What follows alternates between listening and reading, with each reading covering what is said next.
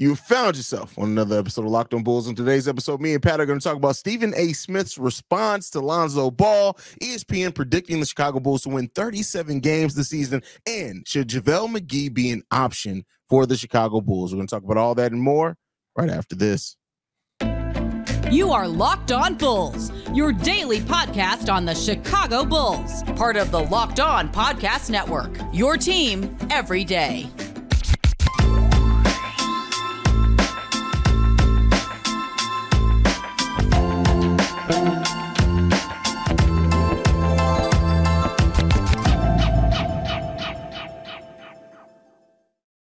Thank you for tuning in to Locked On Bulls, member of the Locked On Podcast Network, where it's your team every day. That's Pat, the designer, host, and creator of the Windy City Breeze and host of the Chicago Bears podcast over at ESPN 1000. I'm Hayes, host and creator of Chicago Bulls and Chicago Bears Central. Pat, let's go ahead and get into it, man. Stephen A. Smith he responded today to Lonzo Ball's post, and all I can say is Stephen A. Smith should teach a class in moving the goalposts. Like this he can move. He can move. He could move all the goalposts for the NFL. Whenever stadiums need to move, whatever. He got you because listen, he moved that goalpost like none other, bro. Like how'd you feel about it? As my kid, look, he's moving the goalpost now. He's moving the goalpost right now. Right now, the goalpost is actively being moved on Hayes' camera, bro. No, I mean honestly, bro, like I felt the same way as you. I was like, man, like what you're saying now was not what Lonzo was responding to. He's talking about he's not going to come back and play. He's not going to be healthy to play. You know, like yes, we know that. Lonzo said that. Like, there's no surprise here with any of that. Like, so I was thrown off when, you know, he has not only just the clap back there, but the clap back on his own podcast where he's talking about, listen, he's basically, right, supporting his sources publicly, basically saying, I know who your doctors are. I know, you know, what kind of surgery you had, how long the surgery was. And I don't doubt that Stephen A. Smith knows this information, but Lonzo was responding to the discomfort part. I wouldn't be surprised if his source is LeVar, right? Like it wouldn't shock me at all. Like it's a weird situation to sit here and go back and forth about. And I get it, right? Like you're arguing for credibility at this point, right? But at this point, we know Stephen A. Smith is pretty credible. We don't agree with a lot of his opinions, but I do believe that this man has sources in just about every NBA locker room in basketball. I believe that people text him. When you get a text message from Michael Jordan to go say something on your show, we know you're credible, bro. You don't have to sit here and do the whole back and forth to prove credibility at this point. Like it was a weird day on First Take to me. It was like a Michael Jordan text message and then Lonzo Ball clapbacks. Like, come on, dog. Yeah. It's just like, just come out and say, hey, I got wrong information. Like to move the goalpost and then say, hey, you're not healthy, you're not ready. Like you said, that was never the point that Lonzo Ball was trying to make. You made a very specific statement that you heard that he could not get up from a sitting position. He proved that wrong adamantly. That's it. There's no gray area. There's no questions. There's no any of that. He proved your statement wrong. And somebody with integrity would have just said, hey, I got wrong information. I'm glad that he's on his pace. Let's see you get back on the basketball court. That's it. To have this whole thing and then say, oh, people on social media and this, and they start, like, what that told me is that you in your feelings. And you don't have to be that by just saying, hey, my sources got it wrong. I don't even know if his sources are wrong. I really believe that camera got cut off and Lonzo went, oh. I don't know. Like, I can't say one way or the other, and I know how players are, right? Like, you're going to sit here and be like, nah, you're not going to mess my money up by saying I can't stand up or sit, right? Like, you're not going to have teams not looking at me. Like, so I get the video. But at the same time, right, it's like, listen, this is what I heard. This is what Lonzo put out there. It doesn't change what I'm hearing. Like, it looks good, but that's a 6-second clip. Yeah. I hope that you went through all of that knee surgery and you went through all of that rehab for you to be able to stand up and sit down and do the rehab exercises that you're doing. I would hope you'd be able to do that at this point. If we ain't even there yet, right? Like they should have done the full-on contract just waive the contract away, gave you your money, and sent you on your way. Like, it's good to see you there. I'm glad that you're at that point. But for Stephen A. Smith to now turn it into my sources are credible and all of that, like, it's just, I don't know, man. Like that at that point, you just move on from it. Yeah.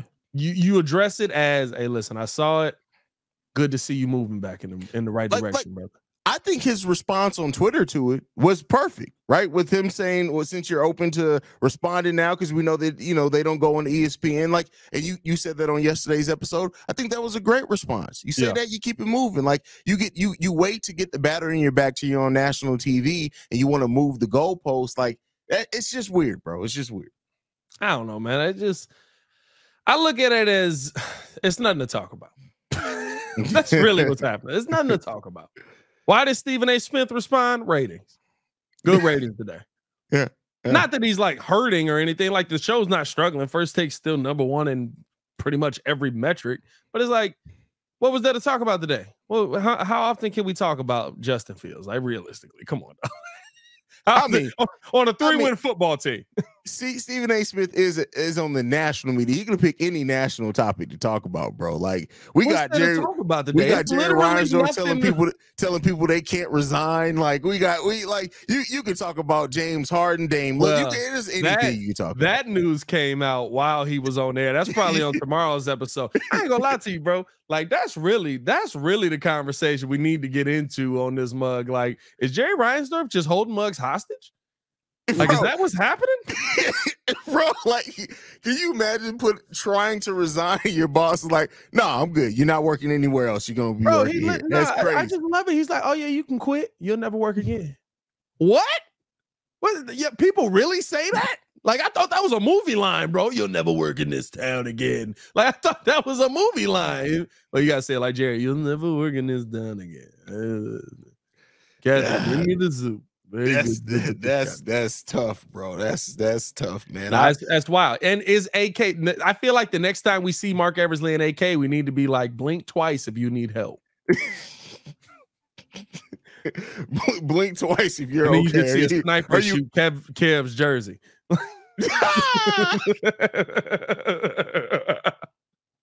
That is hilarious, bro.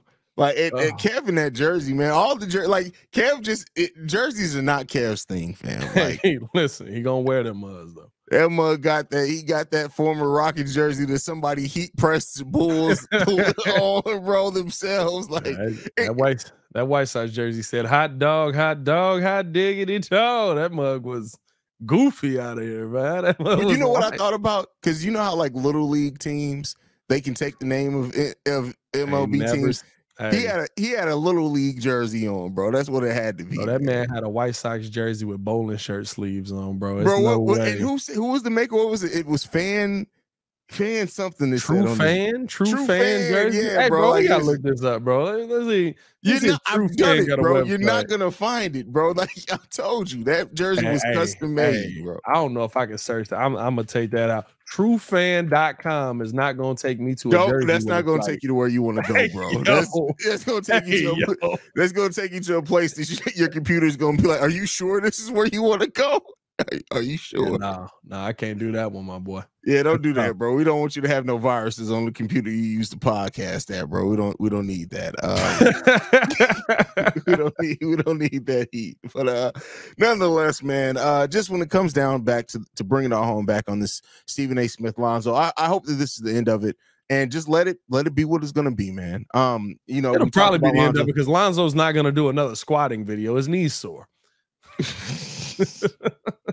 Leave that man alone, man. Like, he gave people hope. We need some hope in this city, the cap of all of this situation, bro. Like, I feel like both sides are capping. Like, come on, bro. Like, I love you, Lonzo, but like, thank you.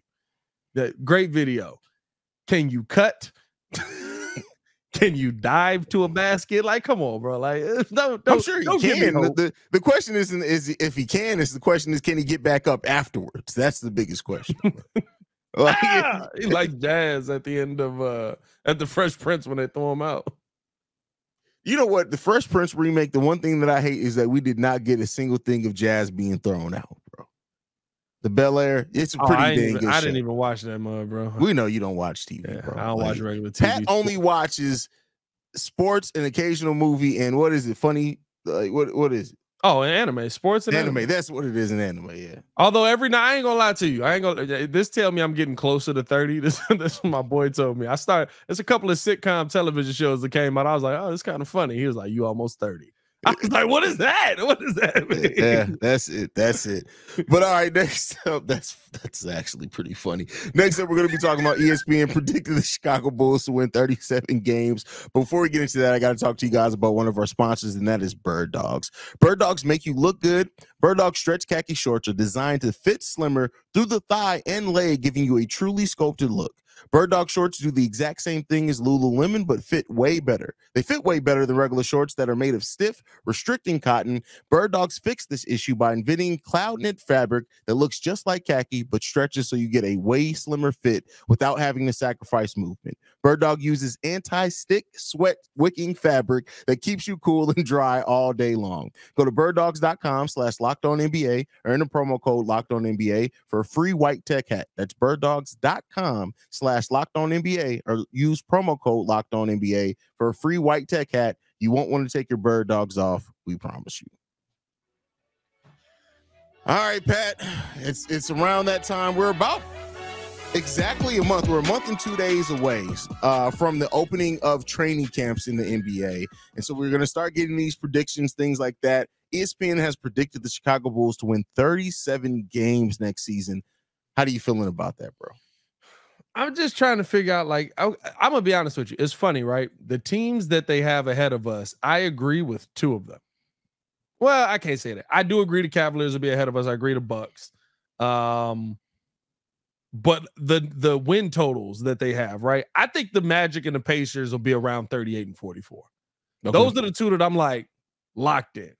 Celtics 55 and 27. I'm sorry, did they find a point guard and all of a sudden Kristaps Porzingis is going to turn back into the unicorn? That's going to happen this season? That's finally going to happen. The Bucks, okay, I can live with 54 and 28, right? It's still Giannis. I'm okay with that. Cavaliers 50 and 32. I can live with that. 47 and 35 for the 76ers. Y'all just think James Harden walking back in there and it's going to be kumbaya? Y'all think that's all going to be solid? And don't nobody want to trade for him? They don't even want him on their team. So he playing in Philly. So, I mean, the thing is, I do think there are some teams that would take a flyer on James Harden, but the thing is, nobody's giving up assets to trade for James Harden. Bruh, he's going to have to wait till he gets to free agency, bro. I don't even think nobody wants him around their team. Like, at this point, Daryl Morey could be like, y'all got some used bubble gum that we can stick on the underside of a desk? And teams would be like, hey, we good. No, that's what I mean. Nobody wants to trade for him. But listen, Dillon Brooks got a deal. James Harden can get a deal. It's just nobody's going to give up assets for James Harden right now to trade him to bring him to their team. I feel like James Harden's going to get a big wake-up call going into the next time he hits unrestricted free agency, because he's probably going to think, hey, I'm about to sign another $30-40 million deal, and somebody's going to be like, hey, man, we got 18 for you. What's that looking like for you? No matter what that is, he probably going to play in Philly this year. Yeah, for sure. And if he playing in Philly this year, he got Joel Embiid on his team. We know Joel ain't going to be just like, oh, yeah, come on back. Joel finna be like, get out my way. You go stand over there and be the useless person you are. And be like, whoa, Joel, hold on now. And he's going to tweet that. Like, that's going to be on Twitter. That's all I'm saying.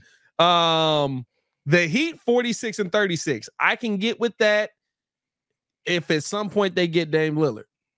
If they don't get Dame Lillard, I got a lot of questions. There's a lot of things that are based on if Dame Lillard comes. But with all that being said, I'm just sitting here looking at some of these win totals, and I'm like, okay, but the Bulls won 40 games last season, addressed 2 needs on players that are both very durable players, and they get worse? I mean, we understand the doubt around the Bulls. Like, we don't agree with it, but, like, it comes down to this. The Bulls are a team that is easy to pick on, right? When you look at the East, especially for these major outlets that aren't in and out with the Chicago Bulls, things like that, it's easy to look at the East and just look at the Bulls and say, hey, this is a team that struggled. They're going to continue to struggle. They don't look and think about, hey, Zach LaVine wasn't helping me start that season. Oh, DeMar was also hurt most of the season. And we know that, right? They're not really paying attention to that type of thing. So, like, the 37-win prediction, it doesn't surprise me, and I think a lot of these outlets and things that have the Bulls predicted to do that are going to be mightily surprised when the season starts. It's how can you not though, right? Like how can you not? I guess the injury thing I can get, right? But even if you think they were healthy the whole season, and you add in Javon Carter and Torrey Craig, and they get worse, who's falling off a cliff? Pat Will, the 9 points or the 10 points a game. Like I'm just trying to figure out where their logic is with it, right? Like his 10 points a game is what's going to make us 3 games worse. Is it Kobe White not just being the same inconsistent player that he's been, right? Like the only option is the Bulls added to a team to fix holes. Yeah, but the rest of the East didn't get that much better. If anything, they got more questionable. Well, I mean, true, but like you got to keep in mind the Bulls did add players, but they added role players, and the one thing that we typically see is that they seeing how a team comes together, the sum of the parts is one thing that ESPN and all these outlets, they don't predict well. They look at it and say, oh, you went and added this star, you got 10 more wins. They don't really look at it and say got Phoenix getting over money line at 52.5 wins. That's crazy, bro. 52 wins in the West. It's gonna take them 20 games to figure it out. By the time they get to the 20 games, either Devin Booker or Kevin Durant gonna be out. Like I'm just saying, like that, like the predictions are insane. When I look at I just don't see it in the West. I don't see it. I don't see this in the East either. I don't think the Celtics are the best team in the division this year, unless you get a full season out of Porzingis. I do like the Magic. If I'm not mistaken, Porzingis has been getting progressively more healthy. So shout out to them. Porzingis has been playing better, but it's also right. Like the one-on-one with Tatum, with now Porzingis down low. Like, what's that gonna do? Like Malcolm Brogdon's they starting point guard right now. Not Malcolm Brogdon. I'm sorry. What's Derek White? Forehead. Klay Thompson from memory. You know what I mean? Like he's. My daughter drew him the other day. She was trying to draw Klay. He's the one that is they starting point guard. Like you don't want Derek White as just starting point guard. That's not the starting point guard of a 55 win team. What? I don't know, man. I don't know. The Bucks, I'm even in a little bit of a question with because you know what? Derek White did finally go bald, so maybe he unlocked something. We've talked about before when people embrace. When people embrace going bald, it unlocks a little bit something different there, bro. So he finally decided to shave that troll hair he had on top of his head, bro. Like Trae Young too. If Trae ever decides to get rid of that adult cradle cap he got and just goes bald, watch out, NBA. Watch out, Young. Bro. Hey, this is such a deep cut, but if Trae Young ever cut all his hair off, he would look like Eustace Baggs' mama. Like, I don't know if y'all remember that from Courage the Cowardly Dog, bro, when that wig came off. That's exactly what Trae Young would look like, bro. Hey, bro, I gotta see if I can find that.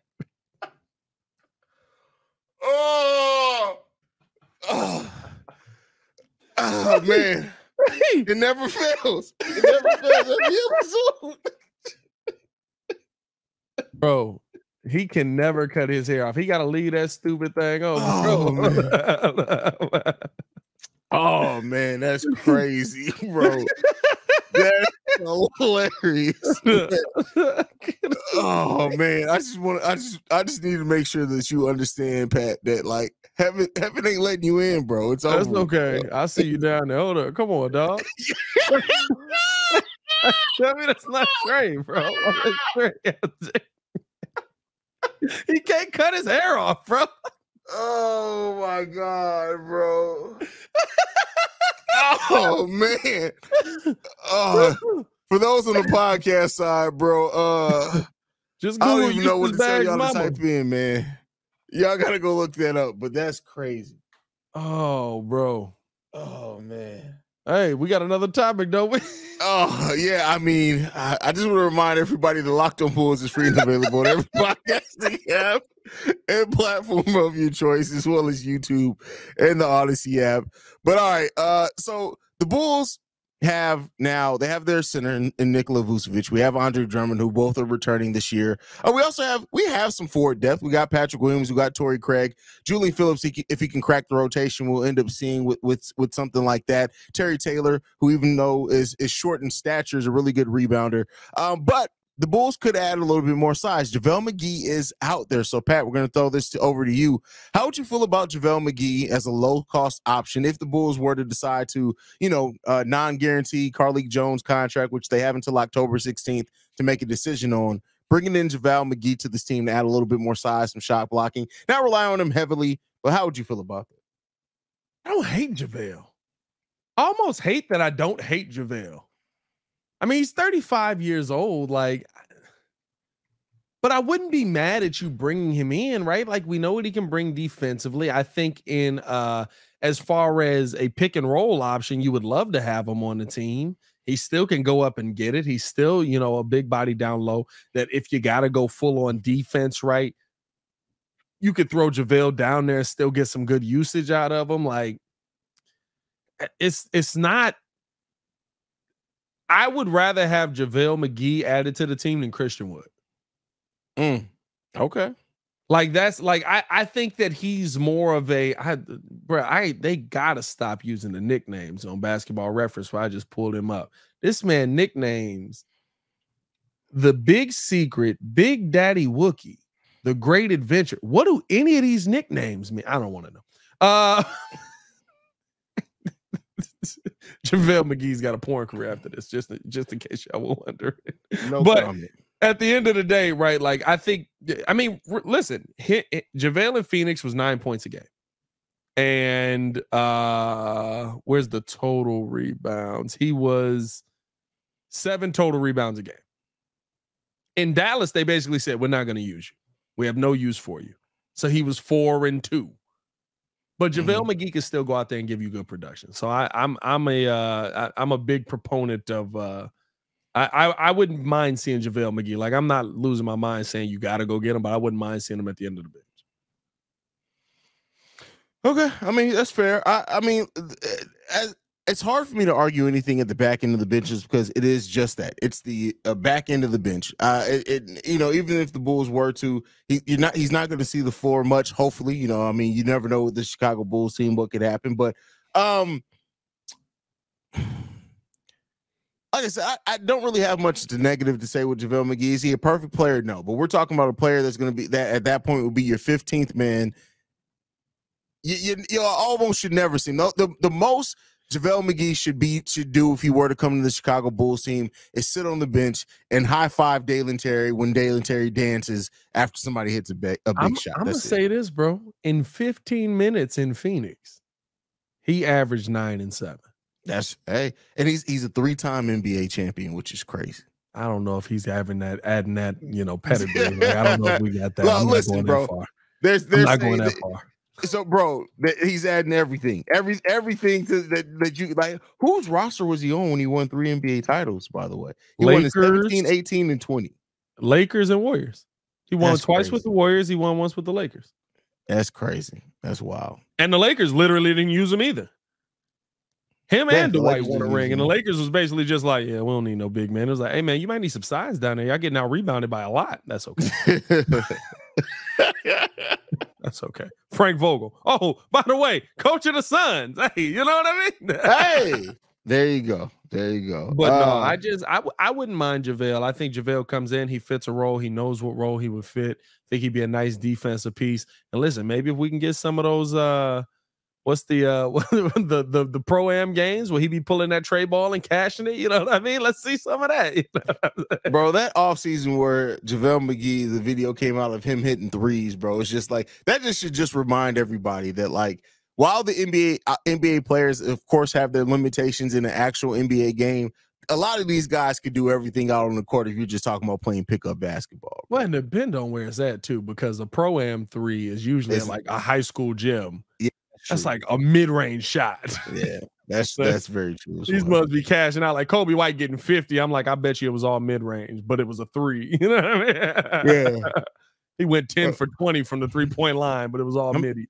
And also, shout out to JaVale McGee for just still being in the league. This man was drafted in 2008. He is still in the NBA. That's crazy. Bro, I mean, he's had pretty good health for the most part. Couple of years where he struggled, but like I ain't gonna lie to you, bro. JaVale McGee was always one of those players that I just felt like he was better than what he ever got utilized as.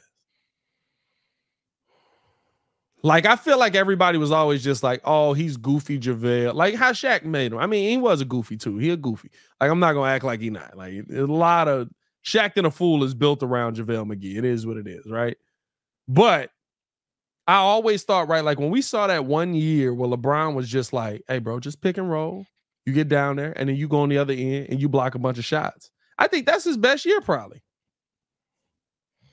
Probably. I mean, that's what you see from players. You want to see them refine the game and just do what they do well, right? And so when you become a role player later into your NBA career, part of the benefit in that is that you've been around so long that you know what you do extremely well and just go out and do that.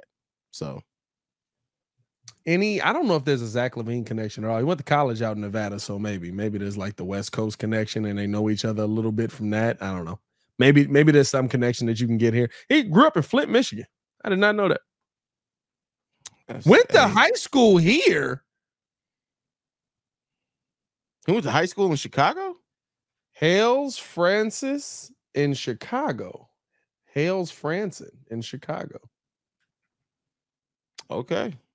Well, shout out to that. Like Chicago, or... Yeah, I'm not gonna lie to you. I don't know nothing about JaVale McGee's story. It's a Catholic private school in the city of Chicago. Like in real Chicago? In Chicago. Oh, this is off Grove. Yeah. Oh, this Chicago. This Chicago. Yeah. Huh. I know it's a bunch of mothers is gonna be like, y'all didn't know this? Like, no, I didn't keep up with JaVale McGee numbers. I'm sorry. Yeah, hey, now I'm intrigued. What was he doing in high school? Because he's been this height forever. Who knows, bro? Who knows, man? But let's get up out of here, brother. Follow us on everything at Locked On Bulls. You can follow me on everything at Pat the Designer. Appreciate y'all for showing love.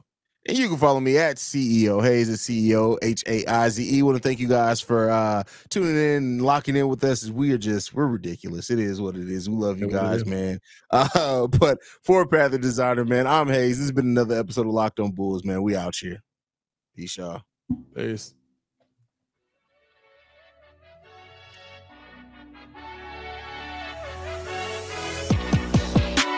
JaVale McGee.